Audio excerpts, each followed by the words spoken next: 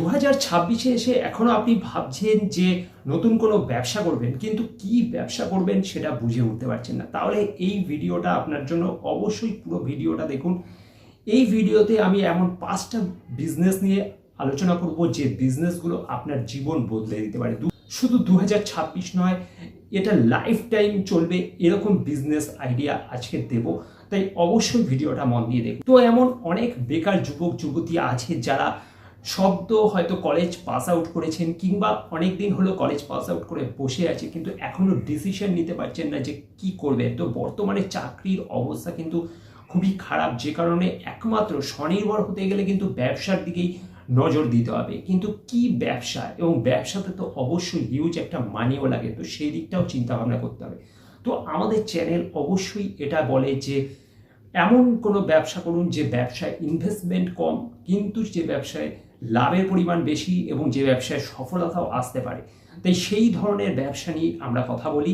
তাই অবশ্যই আমাদের চ্যানেলটাকে ফলো করুন এই ধরনের আরও ব্যবসা সংক্রান্ত টিপস পেতে হলে। তো আজকে যে 5টা বিষয় বা যে 5টা ব্যবসা নিয়ে আমি আলোচনা করব, সেই ব্যবসাগুলোর মধ্যে যেটা প্রথমেই বলবো সেটা হলো ফুডকার্টের বিজনেস। ফুডকার্ট মানে হচ্ছে, আগে একটা সময় ছিল যখন নাকি যে কোনো ফাস্ট ফুড সেন্টার বলুন বা যে কোনো খাবারের দোকান, একটা দোকান ঘর মানুষের মাইন্ডে আগে বসে যেত যে দোকান দিতে হবে তবে আমি ব্যবসা শুরু করতে পারবো। কিন্তু নয়, একেবারেই এখন সেরকম নয়। আপনাকে একটা কাস্টমাইজ করতে হবে, যেটাকে আমরা পাতি বাংলায় ভ্যান বলে থাকি। সেই ধরনের একটা ঠেলা গাড়ি বা ভ্যান, সেটাকে কিন্তু কাস্টমাইজ করে এখন আধুনিক পদ্ধতিতে ফুডকার্ট চেন বিজনেস করা হচ্ছে, যেটা এখন কিন্তু গ্রোথ পসিবিলিটি অনেকটাই বেশি, এবং এতে ইনভেস্টমেন্টের যেরকম কম থাকে, দোকান নেওয়ার ঝামেলা থাকে না, আর বারবার রেন্টের ঝামেলা থাকে না।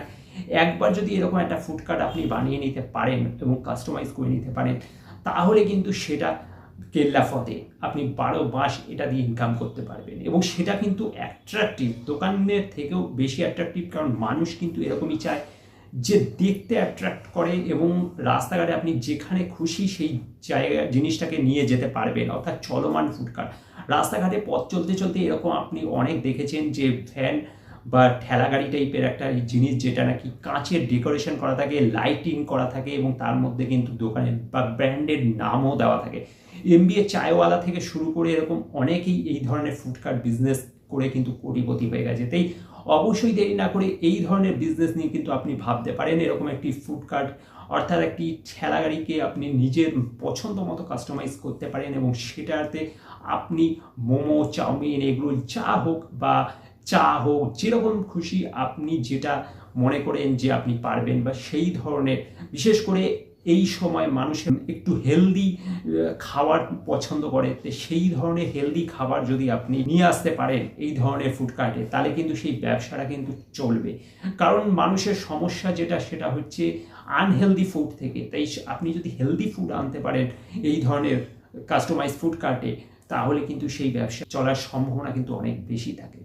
দ্বিতীয় যে ব্যবসাটা নিয়ে কথা বলবো সেটা হলো হেলথ রিলেটেড। আপনি এই সময় 2026-এ দাঁড়িয়ে কোনো হেলথ কেয়ার বা যে হেলথ অর্গানাইজেশনগুলো আছে তাদের ফ্র্যাঞ্চাইজি নিয়েও কিন্তু আপনি ব্যবসা শুরু করতে পারেন। কারণ এই সময় মানুষের যে শারীরিক দিক, সেই দিকটা কিন্তু অবশ্যই নজরে রাখা উচিত। কারণ মানুষের কিন্তু ঘরে ঘরে অসুখ বিসুখ লেগেই থাকে। তাই হেলথ রিলেটেড যদি আপনি কোনো কাজ করতে পারেন, অর্থাৎ কোনো ল্যাব হোক, কোনো ফার্মেসি হোক, তার ফ্র্যাঞ্চাইজি নিয়ে আপনি যদি কাজ করতে পারেন, তাহলে কিন্তু অবশ্যই এটা একটা ভালো বেটার সম্ভাবনা হতে পারে। কারণ আগামী দিন কিন্তু হেলথ সেক্টরগুলোতে উন্নতির সম্ভাবনা কিন্তু সব থেকে বেশি থাকবে। যেরকম যে কোনো ফার্মাসিস্ট হতে পারে, অনেক ধরনের জেনেরিক ওষুধের দোকান আছে, যেমন দাবাদোস, দাবা ইন্ডিয়া বা জনঔষধি, এই ধরনের যে ওষুধের ফার্মেসিগুলো আছে, সেইগুলো নিয়ে আপনি কিন্তু ফ্র্যাঞ্চাইজি নিয়ে কাজ করতে পারেন, ডিস্ট্রিবিউটরশিপ নিতে পারেন, অথবা বিভিন্ন ধরনের যেরকম ল্যাব রয়েছে, অনেক ল্যাবরেটরিগুলো উঠছে মানুষের ব্লাড টেস্ট, সুগার টেস্ট, তো সেই ধরনের ল্যাবরেটরিও কিন্তু আপনি চাইলে ইনভেস্ট করতে পারেন। হ্যাঁ, এতে ইনভেস্টমেন্টের পরিমাণটা কিন্তু একটু বেশি এবং পাশাপাশি আপনাকে অবশ্যই এতে ফার্মেসির যে সার্টিফিকেট সেটা থাকতে হবে। সেই কারণে এই ইনভেস্টমেন্টটা অবশ্যই আপনি যদি ডাক্তারি লাইন নিয়ে পড়ে থাকেন বা এই ধরনের পড়াশোনা যদি আপনার থাকে তাহলে আপনি এটা নিয়ে ভাবতে পারেন। যদি নাও থাকে তাহলেও কিন্তু আপনি এটা নিয়ে একটু স্টাডি করে আপনি কিন্তু চাইলে আপনি একটু শিখে নিয়ে কোথাও একটা কোর্স করে তারপরে কিন্তু আপনি একটা সার্টিফিকেট বের করে নিয়ে দেন কিন্তু এই কাজে ইনভেস্ট করতে পারেন। এটা নয় যে আপনি ডাক্তার হয়ে যাচ্ছেন বা কিছু। যে অর্গানাইজেশনগুলো আছে তার কিন্তু আপনি ফ্র্যাঞ্চাইজি নিয়েও কাজ করতে পারেন। তাতে কিন্তু কিছু MBBS ডিগ্রি লাগে না, জাস্ট কিছু নলেজ লাগে। সেই নলেজগুলো আপনি গ্যাদার করে কিন্তু এই ধরনের ইনভেস্টমেন্ট করতে পারেন। এতে কিন্তু প্রফিটের সম্ভাবনা বেশি এবং সবথেকে বড় কথা যে এগুলো কিন্তু ফিউচারে গ্রোথ পোটেনশিয়াল কিন্তু সব থেকে বেশি। হ্যাঁ, এককালীন হয়তো ইনভেস্টমেন্টটা আপনার একটু বেশি হতে পারে, কিন্তু ফিউচারে গিয়ে কিন্তু আপনার সেই রকম প্রফিটের মার্জিনটাও কিন্তু বেশি থাকে। এরপরে নেক্সট যে আমি 3 নম্বর বিজনেসটা নিয়ে আলোচনা করব সেটা হলো ই-কমার্স বিজনেস। ই-কমার্স কিন্তু এই সময় দাঁড়িয়ে সব থেকে ফিউচার গ্রোথের দিক থেকে সব থেকে বেশি সম্ভাবনা। কারণ আপনি মনে করুন আপনি অনলাইনে যে মার্কেট করছেন সেটাও কিন্তু ই-কমার্স। ফ্লিপকার্ট, অ্যামাজন, মেসো বা যে কোনো সাইট থেকে আপনি যে জিনিসপত্র কেনাকাটা করছেন অনলাইনে, এখন কিন্তু মানুষের মধ্যে অনলাইন কেনাকাটার প্রবণতাটা সব থেকে বেশি। আর এই অনলাইন বিজনেসটাকে বলে ই-কমার্স বিজনেস। আপনিও চাইলে কিন্তু এই ধরনের ই-কমার্স বিজনেস করতে পারেন। আপনিও মনে করুন যে কিছু জিনিস বেচতে চান, তো সেটাকে এরকম ই-কমার্স সাইটগুলোতে লিস্টিং করে আপনিও চাইলে বিজনেস করতে পারেন ঘরে বসে, এবং এতে কিন্তু ইনভেস্টমেন্টের পরিমাণও কম এবং এতে কিন্তু ফিউচার গ্রোথ পোটেনশিয়ালও অনেক বেশি।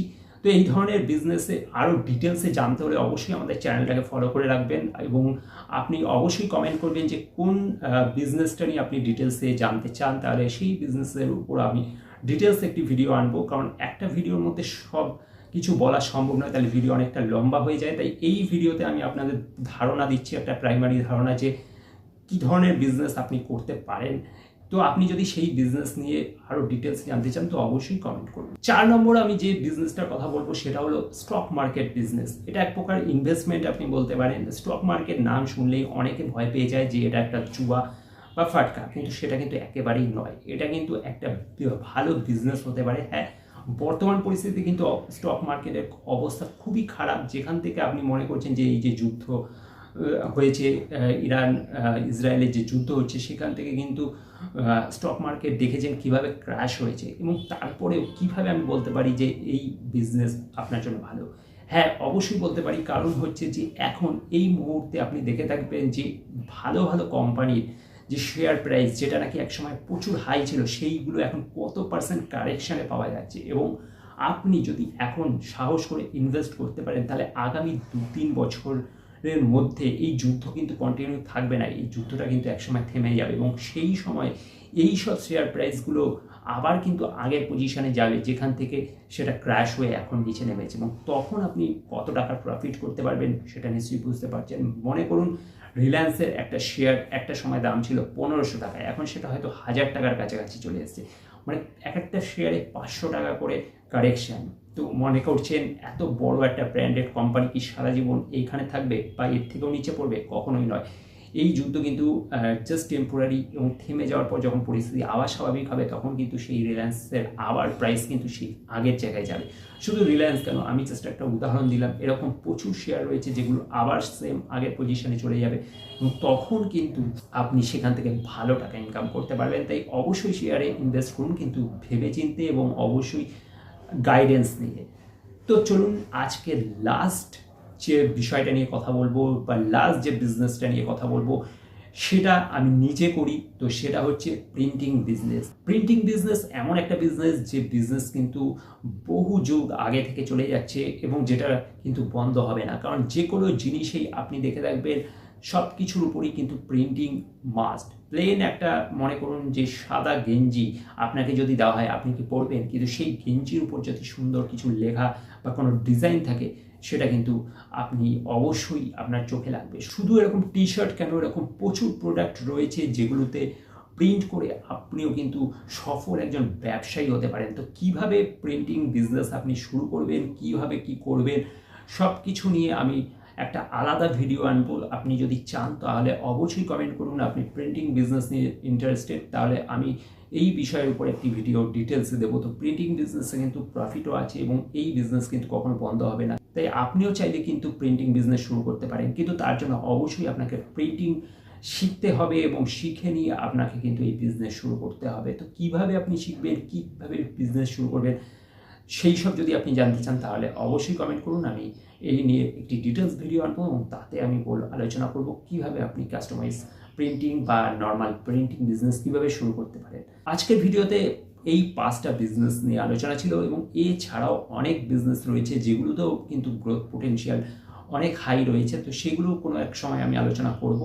তো আজকের ভিডিও এই পর্যন্ত, দেখা হচ্ছে পরের কোনো ভিডিওতে। ভিডিওটা ভালো লাগলে অবশ্যই লাইক শেয়ার করবেন এবং সাবস্ক্রাইব করতে ভুলবেন না। ধন্যবাদ।